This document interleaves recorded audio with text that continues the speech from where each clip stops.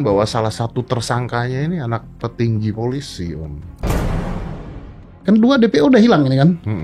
Resmi kemarin Polri menyatakan Hilang udah 2 DPO ya, itu. Alasan daripada Polri Asal itu nyebut. asal nyebut gitu kan. Nah, jadi masa kasus sebesar ini asal-asalan. Jangan-jangan yang dihilangkan ini adalah betul orang gede yang harus disembunyikan. Heboh, Alif Bahtiar, yang diduga adalah Pegi Perong yang asli, ternyata adalah cucu jenderal ternama. Bahkan, kakek dari Alif Bahtiar tersebut adalah mantan Kapolri di zaman Megawati. Benarkah ini alasan Pegi Perong asli sulit ditemukan? Apa konsekuensinya? Apakah memang harus diusut lagi, diberikan hukuman terhadap jaksanya, hakim dan sebagainya terkait kasus ini? Harus, karena kalau tidak ini akan berlanjut asal-asalan seperti ini.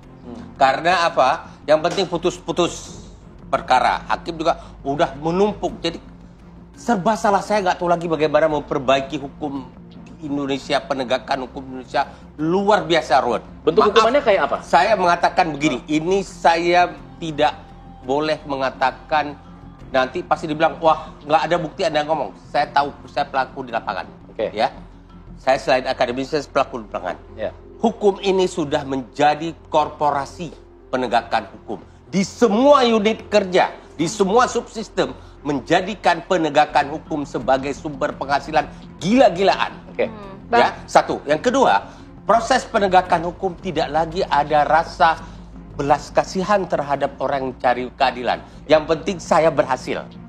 Yang penting saya sudah selesaikan tugas saya. Hakim tidak punya rasa tanggung jawab di dalam memutuskan di tingkat pertama karena nanti kan bisa banding. Baik. Ya. Banding juga masa kasasi. Ya. Kasasi di tingkat kasasi jadi bemper. Di tingkat kasasi pun tidak lagi mencari keadilan.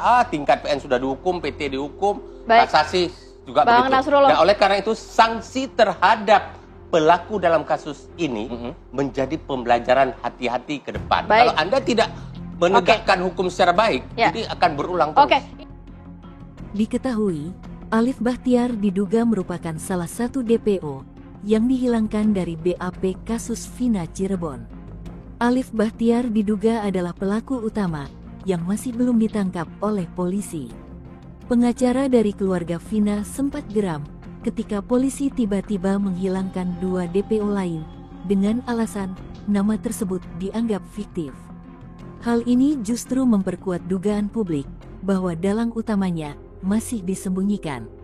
Apalagi, beredar dugaan kuat di media sosial bahwa Alif Bahtiar ternyata adalah anak dari Adi Vivit Bahtiar yang merupakan perwira tinggi Polri, sekaligus anak mantan Kapolri, Jenderal Pol Purnawirawan Dai Bahtiar di era Presiden Megawati Soekarno Putri. Jadi tidak bisa juga serta-merta menghilangkan 2 terduga DPO itu, karena kan semua sudah ada dari mulai awal penyidikan di tingkat pengadilan. Jadi itu semua harus diusut ulang lagi kenapa bisa dihilangkan. Kan nggak bisa juga tanpa keterangan.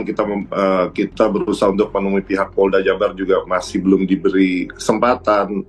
Jadi kita juga untuk menentukan upaya-upaya hukum ke depan ini kan masih belum bisa bergerak. Kita masih tetap menunggu. Peggy sudah ditangkap. Nah, Peggy. Sudah Peggy. Bener Peggy tuh. Benar. 100% benar. Peggy. Ya, kita hormat pada Polri telah menangkap Peggy dan benar. Benar Peggy. Kenapa saya katakan benar? Sidik jarinya iya, raportnya iya. Lurahnya mengatakan iya, ibunya mengatakan iya, sekolahnya mengatakan iya. Jadi benar Peggy. Benar. Tapi Satu pertanyaan dan melahirkan anak pertanyaan banyak. Yang belum dibuktikan adalah apakah dia pelaku. Nah, itu saja. Itu belum dibuktikan. Belum. Atau mungkin ditangkap untuk meredakan keresahan masyarakat. Saya nggak tahu. Saya setuju juga demi transparansi ini harus diadakan audit investigasi, bahkan apabila sudah menjadi sorotan publik bisa diadakan gelar perkara khusus.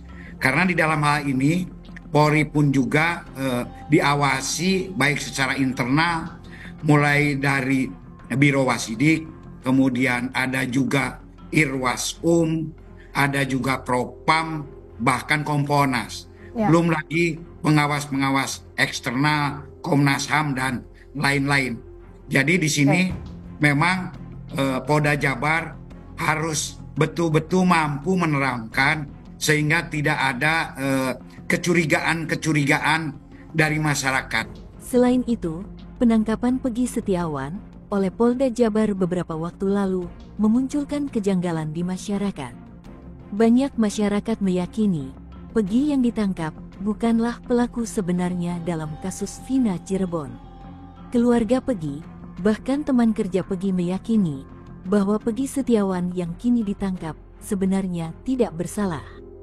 Bahkan, Peggy sempat berpesan bahwa dirinya ikhlas jika menjadi tumbal dari pejabat yang sebenarnya terlibat dalam kasus Vina, namun tak mau ditangkap.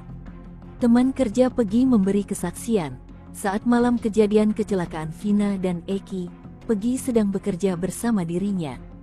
Bahkan, di malam kejadian ketika Vina dan Eki dihabisi oleh geng motor, Peggy sedang mengantar rekan kerjanya untuk pulang naik bus. Meyakini nggak kalau dia yang terlibat kasus? Yang nggak yakin kalau itu sih Peggy itu salah sasaran, Salah tangkap. dia salah tangkap. Bisa dijelaskan apa yang menyebabkan yakin itu salah tangkap? Yakin itu saya kerjanya bareng. Berangkat itu saya itu tanggal 21 Agustus. Dia nelpon ke saya, Bang Bondol lagi nganggur nggak? Kalau nganggur, berangkat aja ke Bandung, ada Parman, ada Ibnu, sama saya. Kalau itu nanti Bapak, saya ngomong, ada Bang Bondol nanti mau berangkat. Saya kan nanya sama siapa? Sama Robi, adik saya, udah pernah yang kerja di situ. Dan saya tanya ke Robi, berangkat mau nggak? Mau. Yang 21. Udah sampai sana, kerja di Bandungnya saya lupa namanya, ke rumahnya, bikin rumahnya Pak Aceng. Saya di sana cuma 1 minggu. Pas gajian tanggal 27 Agustus 2016, saya pulang nggak betah. Saya ngomong sama Peggy, Karman, Ibnu sama Robi. Man, saya nggak betah lah, saya mau pulang. Ngomongin sama Pak Rubinya, jadi nanti gampang. Lo jadi Bang Bondol, saya nganter sampai ke jalan raya aja ya, angkot. Sampai udah angkot datang, saya naik, yang nganter Robi, Ibnu, sama si Peggy. Tanggal berapa Tanggal 27 Agustus. Tahun? Tahun 2016.